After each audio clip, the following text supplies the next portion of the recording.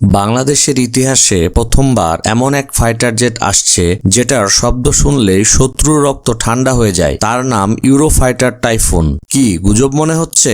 না, ডিল কিন্তু final. Bangladesh air force ইতালির লিওনার্দো এর সাথে লেটার অফ ইন্টেন্ট সাইন করেছে। এখন টাইফুন বাংলাদেশের জন্য নিশ্চিত। এটা কোনো সাধারণ জেট নয়, এটা 2 ইঞ্জিন বিশিষ্ট জেট ফাইটার যার আছে ক্যানার্ড ডেল্টা উইং।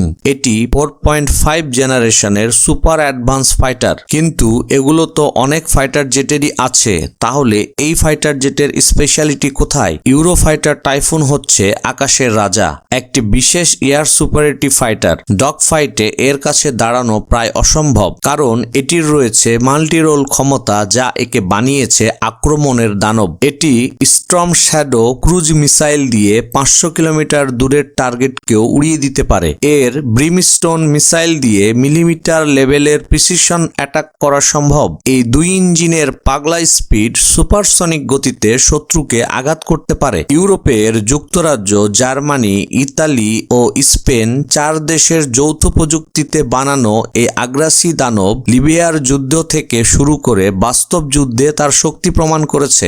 বাংলাদেশ এই জেট পেয়ে গেলে দক্ষিণ এশিয়ার আকাশে পাওয়ার ব্যালেন্স পুরোটাই বদলে যাবে। দক্ষিণ এশিয়ার আকাশে নতুন শক্তির নাম হবে বাংলাদেশ এয়ারফোর্স। ধন্যবাদ।